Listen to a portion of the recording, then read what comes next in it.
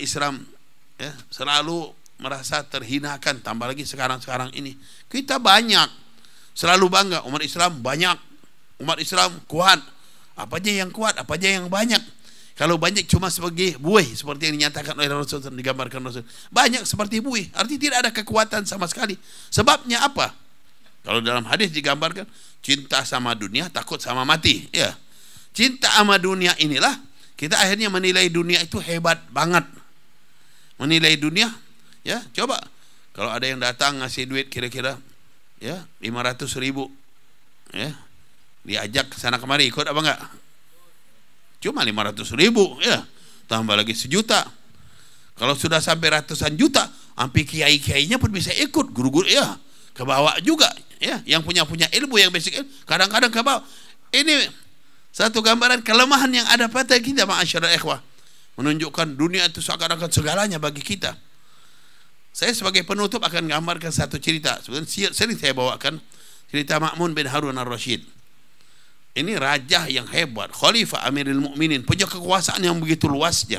Negara Arab yang 32 negara lebih itu di bawah kekuasaan beliau ketika itu, menjadi satu negara. Bahkan melebar ke sebagian Eropa Timur, sebagian Eropa dan Asia Timur itu di bawah kekuasaan beliau. Kira-kira negara yang begitu besar dipimpin oleh seorang pemimpin, Ma'mun ibn Harun ar-Rasyid. Ma'mun ini suatu waktu gak bisa tidur malam. Gak bisa tidur malam, pemimpin besar, khalifah Amirul Mukminin, gak bisa tidur di malam hari. Kira-kira ngapain dia? Ente pernah gak tidur malam? Kalau gak tidur malam ngapain kira-kira? Kalau gak bisa tidur malam-malam ngapain? Ini Ma'mun bin Harun ar-Rasyid gak bisa tidur, apa yang beliau lakukan? Ya, sekarang kan yang gak tidur malam banyak ya. Tambah lagi di pasar-pasar, dari mulai pasar induk sampai tengah malam gak pada tidur dia ya. Ngapain tapi urusannya? Ada juga kadang-kadang di kampung-kampung nggak tidur, ngapain ya? Udah tahu semua ceritanya. Ada yang kadang-kadang ya main gaple, ada yang kadang-kadang main apa? Catur, ada yang macam-macam ya. Ini yang sekarang beda, yang nggak tidurnya sama orang dulu beda ya. Yang nggak tidur sama-sama nggak tidur, tapi amaliyahnya beda. Kalau kita lihat orang-orang solehin dulu nggak tidur malam, ngapain? Sholat ya. Udah sholat nanti minum kopi sebentar, lanjut lagi baca Quran. Udah baca Quran, sholawat sama Nabi, istighfar terus, tahu-tahu udah subuh ya. Kalau sekarang ada juga dia nanti main mindahin benteng ya, terus ngopi sebentar, duduk berdiri lagi, sama duduk berdiri ngopi ya sama juga ya. Nanti ya kuda dipindah, tahu-tahu duduk diri duduk terus, tahu-tahu subuh juga sama juga ya. Tapi tujuannya ada lagi yang ya kadang-kadang ngapain? Oh dia nggak bangun, masya Allah malam-malam nggak tidur, hebat orang nggak tidur terus, ngapain? Mancing. Oh mancing, nggak tidurnya mancing. Nah, itu ada juga yang kayak gitu.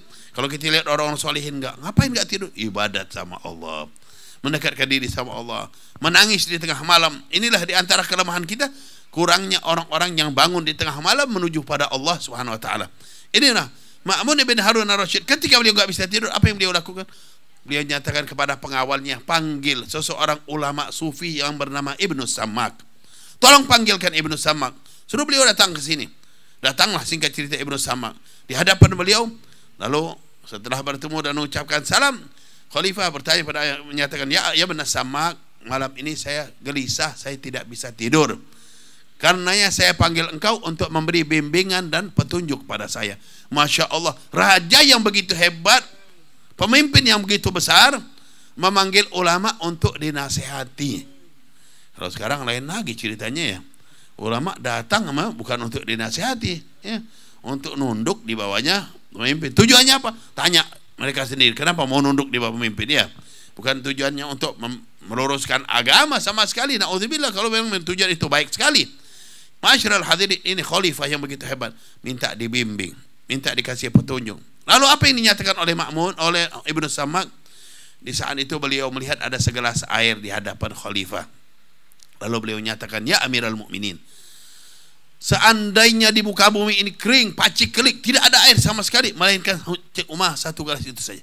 Hanya satu gelas itu saja. Sedangkan air itu adalah milikku.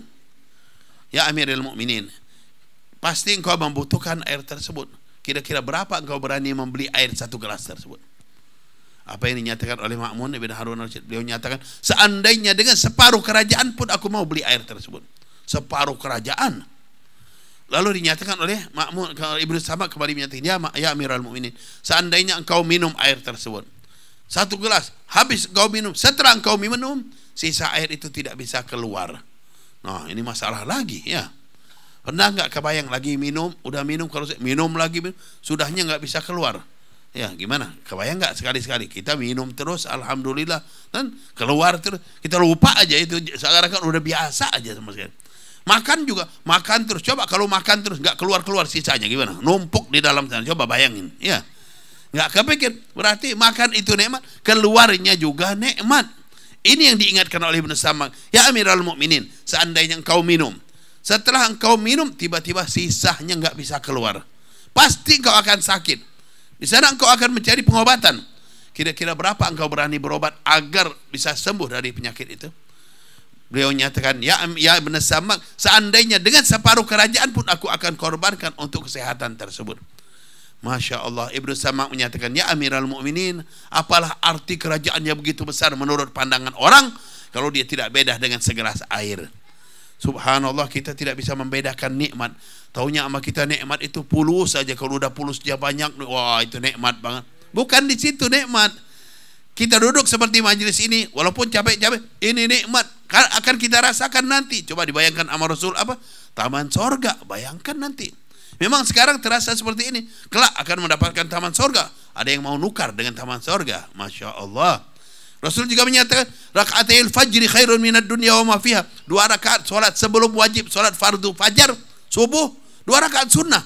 Itu lebih baik dari isi dunia dan isinya. Artinya berapa besar nikmat orang yang dapat solat di tengah malam, ma'asyiral, solat sebelum subuh, solat tengah malam juga ada riwayat seperti itu. Salatul lail khairun minad dunya wa ma fiha. Solat tengah malam lebih baik dari dunia dan isinya. Inilah nilai daripada nikmat yang Allah berikan. Kadang-kadang kita tidak bisa membedakannya. Sebagai penutup itulah Imam Al-Hasan Al-Basri radhiyallahu an pernah didatangi oleh seorang yang suka melakukan pelanggaran. Dia tidak tahu apa tujuannya datang kepada Imam Al-Hasan Al-Basri at-tabi'in sayyidut tabi'in. Orang ini menyatakan, ya Imam, dia menunjukkan dirinya bahwasanya dia sering melanggar. Yang melanggar biasanya dapat sanksi hukum. Dia sering melanggar, tapi dia belum juga dapat hukuman dari Allah, dan belum dapat hukuman dari Allah. Kayak nantang banget orang ini, ya. Dia belum dapat hukuman dari Allah katanya. Kata Imam Al-Hasan Al-Basri, ya fulan, apakah kamu bangun sholat malam? Bangun sholat malam apa tidak? Sholat tahajud apa tidak? Dia nyatakan tidak. Itulah bagian hukuman dari Allah pada dirimu. Jadi orang yang nggak bangun tahajud itu dapat hukuman katanya. Kenapa? Karena yang bangun tahajud, yang sholat tengah malam, itu orang yang dapatkan nikmat dari Allah Subhanahu wa taala. Hanya saja kita tidak paham yang mana nikmat yang besar sama nikmat yang kecil. Taunya sama kita kalau udah ada duit, rumah yang megah, mobil yang mewah, tambah lagi jabatan dan segalanya, didukung dengan segala fasilitas kehidupan, itu nikmat besar. Dia tinggalkan terkadang agamanya, na'udzubillah min dzalik. Dia remehkan kadang ajaran-ajaran Allah dan Rasulnya.